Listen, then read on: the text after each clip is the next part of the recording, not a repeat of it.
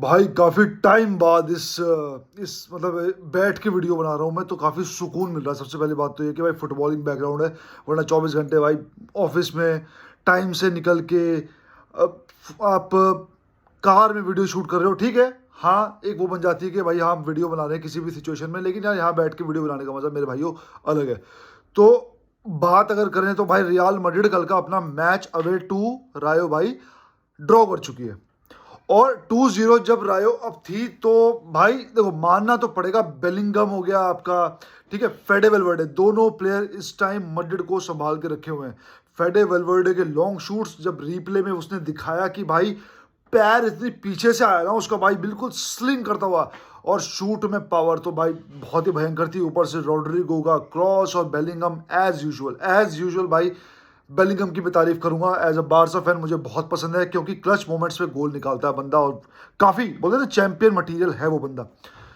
Short में बात करेंगे प्रीव्यू की भी और बारसा के मैच की भी, मैड्रिड का भी, तो भाई कुल मिला के बात यह है कि अब इक्वल मैचेस खेल चुकी है मैड्रिड और बारसा 1 पॉइंट ऊपर है। तो भाई बारसा का आज होम है और बारसा को आज का मैच जीतना जरूरी है, और जीतना भी चाहिए, क्योंकि जितने बार उन्होंने पॉइंट्स ड्रॉप किए हैं भाई, मतलब जहां ड्रॉप करने बनते भी नहीं थे वहां ड्रॉप कर रहे हो आप। और मैड्रिड ने आपको इतने ज़्यादा चांसेस दे दिए कि आप अभी भी लीग खत्म कर सकते थे, लेकिन आपका कैजुअल अप्रोच, आपका कभी कभार गंदे सिलेक्शन ऑफ प्लेयर्स, आपका कभी कभार चीज़ों को आराम से लेके देखना कि हाँ चलो जीत जाएंगे, एंड में जाके जान लगाना, उसके बाद भाई वो चीज़ हो नहीं पाती। 2 गोल मार दिया उसके बाद आप ड्रॉ खींच के ले आते हो, तो ये चीज़ बहुत ज़्यादा हो गई है। मैड्रिड ने आपको एक अपॉर्चुनिटी और दी है, और इस अपॉर्चुनिटी को भाई जाने नहीं देना है। हाँ, 1:30 बजे कल मैच था भाई, देखो सैटरडे का वॉच अलॉन्ग तो फिर भी हो जाता है, लेकिन भाई आज का वॉच अलॉन्ग भी मुश्किल ही है, क्योंकि भाई 1:30 बजे का मैच है, अगले दिन ऑफिस करना होता है, 3:30 पौने 4 ऐसे बज जाते हैं, और वो एनर्जी लेवल भाई कुछ भी हो, 2 बजे के बाद गर्दन गिरती है भाई नींद में, अगर अगले दिन ऑफिस होता है तो। अब दोनों टीमें जो हैं भाई, मैड्रिड बारसा बराबर स्लिप करना शुरू हो चुकी हैं, लेकिन लेकिन भाई एथलेटिको मैड्रिड पे बस मेरी नज़र पड़ गई टेबल पे, और एथलेटिको मैड्रिड भी कुछ ज़्यादा पीछे नहीं है। एक मैच में अगर 3 पॉइंट निकालती है तो भाई टॉप 2 या टॉप पे आ जाएगी एथलेटिको मैड्रिड। तो बिल्कुल भी हल्के में मत लो भाई लीग को, बिल्कुल भी।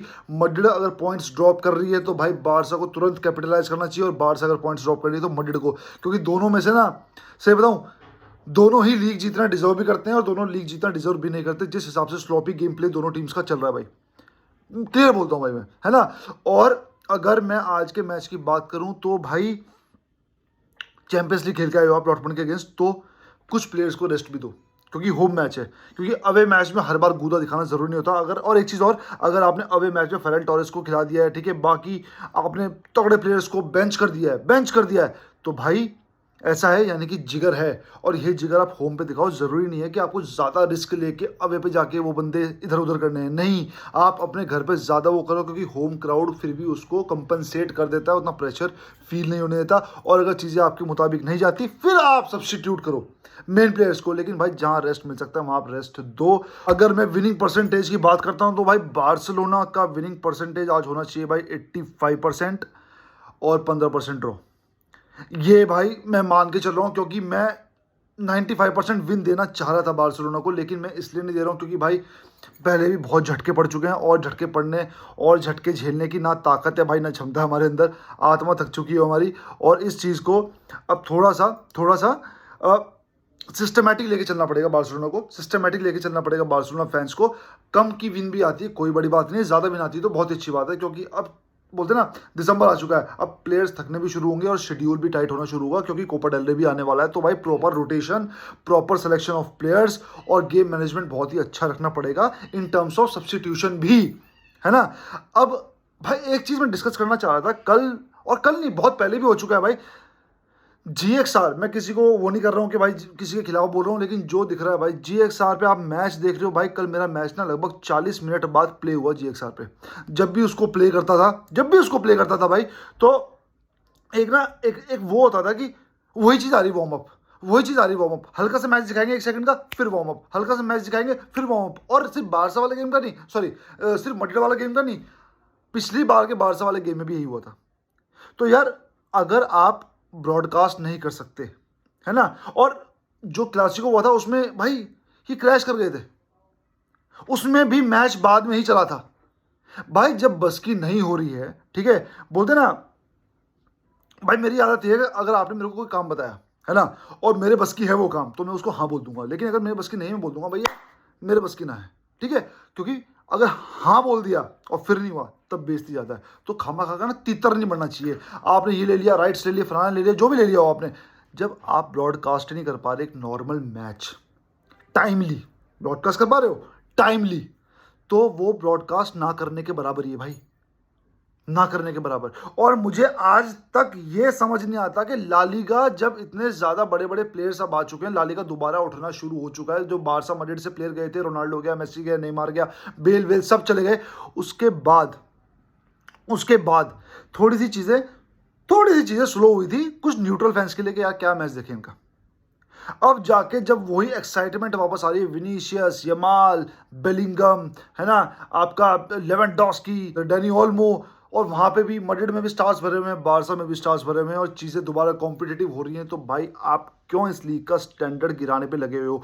गोल लाइन टेक्नोलॉजी में तो आप बोलते हो कि हमारे बस की ये ना है, हमारे बस की वो ना है, तीन जो भी है, 3 मिलियन 4 मिलियन जो भी खर्चा आता होगा, और ये बहुत ज्यादा है, ठीक है, बहुत ज्यादा है। तो भाई तभी तो तुम पीछे हो ब्रॉडकास्टिंग में।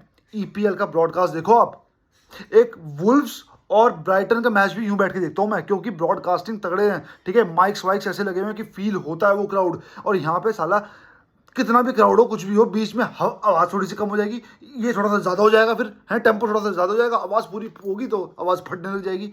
नहीं है बस की राइट्स, तो भाई लेते क्यों? और लालीगा से ये है कि भाई तुम काहे का लालीगा, तुम टैबस बोलता है कि वन ऑफ द बेस्ट ये, अरे मैं तो बोलता हूँ क्वालिटी में बेस्ट है लालीगा, लेकिन प्रेजेंटेशन में वर्स्ट है लालीगा। बुंदसलीगा का प्रेजेंटेशन इससे अच्छा है, इससे अच्छा। बुंदसलीगा के कमेंटेटर्स इससे ज्यादा एनर्जेटिक और एंथुजियास्टिक है भाई। यार क्राउड को जोड़ो यार, वो तो हम सब लॉयल फैन से जुड़े रहते हैं, लेकिन जो न्यूट्रल फैंस है भाई, उनको चाहिए एक्साइटमेंट। और तुम्हें साला एशिया जो सबसे बड़ा फुटबॉल मार्केट है ना, और इंडिया जो सबसे ज्यादा इमर्जिंग फुटबॉल का वो हो रहा है, तुम उस चीज को मतलब इंपॉर्टेंस नहीं समझ रहे यार। तुम क्यों यहाँ पे, मतलब जब 2010 का मैं मैच देखे करता था, तो भाई Spanish Super Cup, Copa del Rey, ये सब टीवी पे आया करते थे, सब टीवी पे आया करते थे।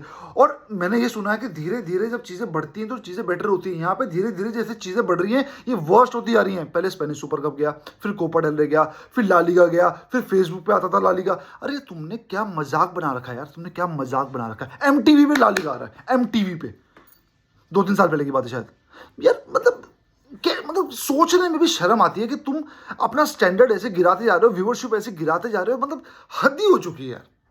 शर्म भी नहीं आती।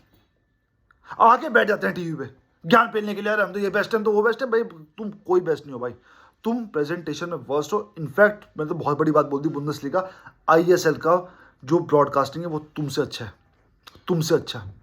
शर्म करो शर्म, और फुटबॉल को फुटबॉल रहने दो। इतने कम पैसे नहीं है तुम्हारे पास, जैसे तुम हर तरह से फाइनेंशियल ये स्टेबिलिटी बना के रखते हो, तो यानी कि तुम्हारी चीज़ें इस पर प्लान चल रही हैं। तो ये देखो, मुझे समझ नहीं है, मुझे कुछ नहीं है। सिर्फ ब्रॉडकास्टर की ड्यूटी नहीं है कि भाई अपने रेवेन्यू कमाने के लिए उसको ब्रॉडकास्टिंग करेगा। मेरे को समझ नहीं आता भाई, देखो भाई मेरे को समझ नहीं आ रहा, लेकिन मैं लेमन टर्म में बात कर रहा हूँ। सिर्फ ब्रॉडकास्टिंग का वो नहीं है कि भाई मैं इसको ब्रॉडकास्ट करूँगा। लीग भी अपनी तरफ से एफर्ट मारता है कि हाँ हम भी करना चाहते हैं, वर्ल्ड वाइड पहुंचना चाहते हैं, उन कंट्रीज में पहुंचना चाहते हैं जहां की पॉपुलेशन सबसे ज्यादा 140 करोड़ भारत की पॉपुलेशन, और यहां पे लालीगा टीवी पे ढंग से आ ही नहीं रहा, ब्रॉडकास्ट हो ही नहीं पा रहा। बहुत ज्यादा फ्रस्ट्रेशन हुई, कल मैड्रिड का मैच नहीं देख पाया, और ऑब्वियसली आज बारसा का मैच भी नहीं देख पाऊंगा, उस पर उम्मीद रखता नहीं मैं उससे, GXR से, लेकिन या किसी से भी शर्म आती है, कभी कभी शर्म आती है। तो भाई आज का मैच अपना हटाते हैं, इस चीज़ को बस डिस्कस करना चाह रहा था। कल मेरे मन में थोड़ी सी फ्रस्ट्रेशन थी, तो आज का मैच पे फोकस करते हैं भाई। Let's go for a win. मैं नहीं बोलता हूँ लेट्स पेल देंगे, लेट्स गो फॉर विन, ठीक है। इजी विन आनी चाहिए, अगर नहीं आती है तो तब का तब डिस्कस करेंगे भाई, है ना। तब तक के लिए विस्काल बारसा।